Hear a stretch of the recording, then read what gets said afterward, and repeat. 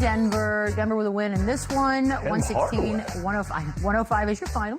Jamal Murray finishes with 30. He was 7 of 22, had 7 assists. Jokic, 25, 13, and 11. Yep, 22nd career playoff triple-double for him. Anthony Edwards, 22 points, 7 of 19, 9 rebounds, 7 assists, and Rudy Gobert with 17 and 10. They were down by like 15 in the third at one point, Minnesota was. They did cut this bad boy to a 2-point game and then, of course, end up losing by the double digits. Chandler, I'm going to start with you this time. Is this more about Minnesota missing something or more about Denver just knowing what they're doing? Well, Minnesota's definitely missed something. That's a fully healthy Anthony Edwards. This is a guy that had the same injury as Steph Curry, and I don't want to compare injuries or timelines to people, but Steph Curry missed 27 games with the same exact injury. And obviously there's levels to it, but so I have respect for Anthony Edwards trying to play through, trying to battle it as the playoffs. You can just tell he's not himself. He's missing that burst. He's missing that extra step that he usually has. And again, and he's just not the same. So now we're looking at, can Jaden McDaniels be great? Can Julius Randle be great? How are they going to find ways to kind of pick up that production for him and they get stops and still find a way to capitalize? Like, I'm looking at this. Denver was 1 for 17 from 3 in the second half and still find ways to games, which means that Minnesota is not getting those rebounds and pushing the break and capitalizing on those missed jumpers. So again, I wish Anthony Edwards health, and I hope he gets better because this was one of the series that I was most excited about. Same. But he just doesn't look right to me. Which is a bit of a bummer, Boogie, because he is one of the stars of the show. Yeah, I agree. I mean, if Anthony Edwards is 100% healthy, it's not a great chance of this, Timberwolves team being able to compete with a group like Denver. And obviously they have their history in the playoffs of, battles, and it's gone both ways throughout history. But the guy that leads this charge for the Timberwolves is obviously AE. So him being at 50, 60, 70% isn't great for this group in the midst of the playoffs. Now, obviously, that's something you can kind of get away with in regular season, but with the playoffs being at the highest intensity of basketball, we need him at 100% for this group to be able to flourish. And, despite all of that, it was still a rather decent showing from the guys around him. Rudy had a big night. Julius didn't have the greatest night, but it's still a rather decent night. So you just have to go to think, like, if AE can have just a 50% shooting night, I think they have a good chance at winning. So, and obviously this isn't, some walk in the park when you think about this Nuggets group. This is a championship group. They have championship experience. They have one of the best players in basketball in Jokic. So when you think about the Timberwolves, they need everybody clicking and everybody at 100% to have a chance at beating this Nuggets group.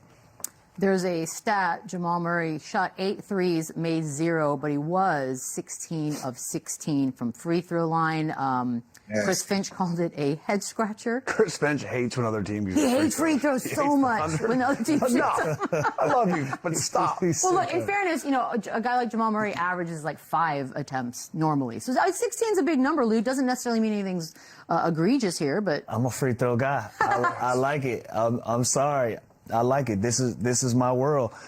To me, this is Jamal Murray finding a way to put points on the board and having a positive production.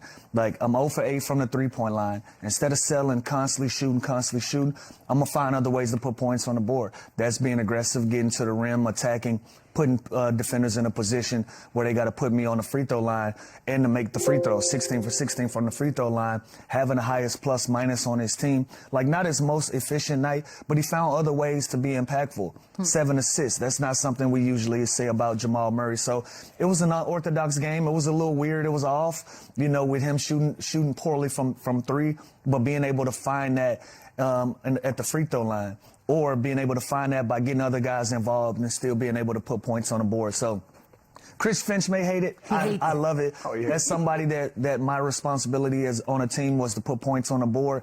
Jamal Murray, the same thing. My job is to score for this basketball team. I got to find different ways to do it, and he was able to do it outside of the three-point line. So by looking at it, you don't think it was a great game. You know what I mean? By Sure. 7 for 22 from the field, 0 for 8 from the 3. But again, 16 free throws, 7 assists, 5 rebounds, and still being able to go get 30 out of that. I'll take it anytime. Yeah, like to me, this is just growth as like a scorer. And in the playoffs, when it's slower and it's more physical, finding ways to put points on the board. When the shot's not falling from the three-pointer, how can you get to the line? How can you make the game easier for you? How can you see a ball go in? And you go 16 of 16 is a great way to kind of more than half his points from the free throw line. So, like, I have respect for that. Obviously, I don't just want to sit here and watch guys shoot free throws all the time, but this has become such a part of the game, which it's funny to me that Finch keeps getting so frustrated by it.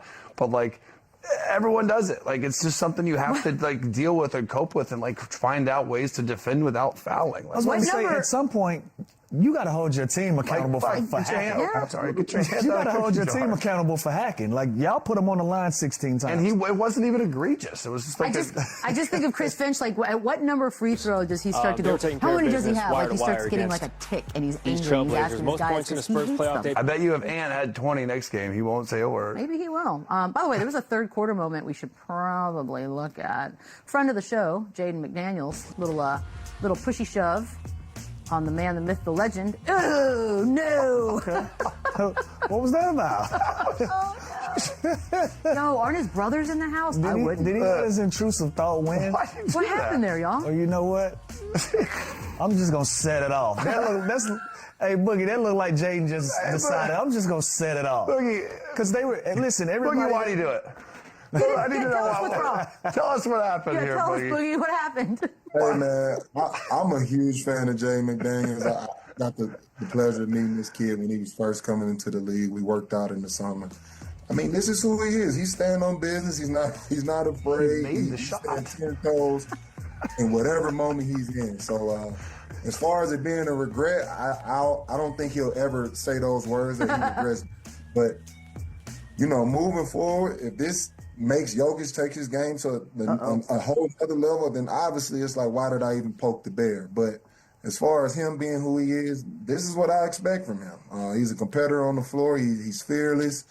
I mean, he'll fight 10 bears if he has to. He's earned my respect as that type of competitor. But obviously, you don't want to poke this bear in Jokic and make his game go to a whole nother They gave level. us credit for him being on our show. They said they've never seen him smile and laugh as much. So we cracked the code a little bit. Feels like we made him mad. Right back in mode.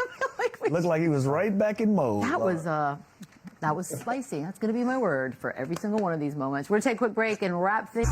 Okay, we're going to talk a little Raptors, a little Cavs. That was a win for the Cavs, but I specifically want to get to Brandon Ingram after this bad boy, because he basically threw his coach on the butt.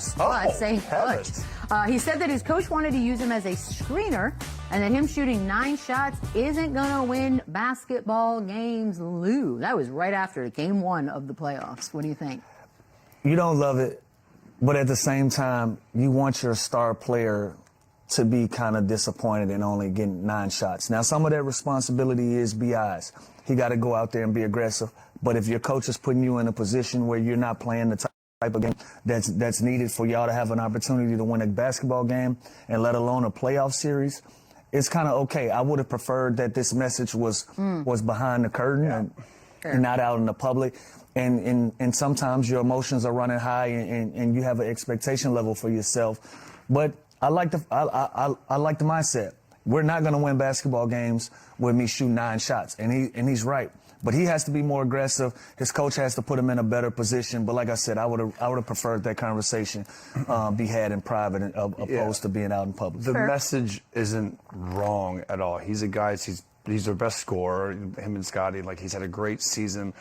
Don't say this in the media after game 1. It's just very premature. It's very bad optics-wise after you get a loss when the series just started. And he's not wrong. Even Darko says after the game, look, we need to involve him more, and we're going to prep to do so. So they both took accountability. But like Lou said, this is like, go to his office, like after the game, or go to the hotel room, the bus, whatever. Like have that conversation in private. And if it doesn't change, then maybe whatever, voice your opinion and get it out there, whatever you want. But like, this just seems early. You just don't want to show weakness after one game. You don't want Cleveland. Yeah, you don't want to show like, that you're not. You should be united. If I'm Cleveland, we got them right where we want them. Yeah, Boogie, do you think that's going to be an issue? Like, it appears as if they're not united? I mean, if I'm Cleveland, I'm liking what I'm seeing. Like you said, it's too early. The message isn't wrong, but obviously you would rather have done it, behind closed doors. But, what's baffling to me is if BI isn't getting the ball or getting the shots or isn't in the game plan, who the hell is? Like, as far as being a scorer on the Raptors, like, it's rough. that's the part that's confusing for me. When I think about the Raptors roster, like, they have some talent. You know, you think about guys like Barnes and RJ Barrett and Quickly, but when I look at that roster, when I think about their best scorer, it's automatically Brandon Ingram. So that part is confusing to me, and it's also an issue because why is this even a message this late in the season? Why is this a conversation? Like, this should be an automatic thing. So the message isn't wrong. Yeah, we could change, you know, how it was delivered, but the fact that the coach is even agreeing lets you know that the message is correct.